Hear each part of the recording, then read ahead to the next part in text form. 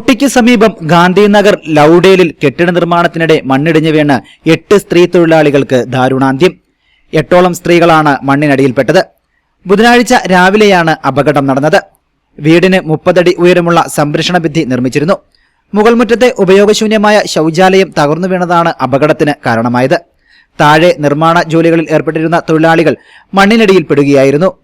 6 സ്ത്രീകൾ സംഭവസ്ഥലത്ത് വെച്ചും 2 സ്ത്രീകൾ ചികിത്സയ്ക്കിടെയുമാണ് മരിച്ചത്. 10ഓളം തൊഴിലാളികളാണ് മണ്ണെടുക്കൽ ജോലിയിൽ ഏർപ്പെട്ടിരുന്നത്. ഗാന്ധിനഗറിലെ ഷകീല, സംഗീത, ഭാഗ്യ, ഉമ, മുത്തുലക്ഷ്മി, രാധ തുടങ്ങിയ തൊഴിലാളികളാണ് മരിച്ചത്. മറ്റ് തൊഴിലാളികൾ ഗുരുതര പരിക്കുകളോടെ ചികിത്സയിലാണ്.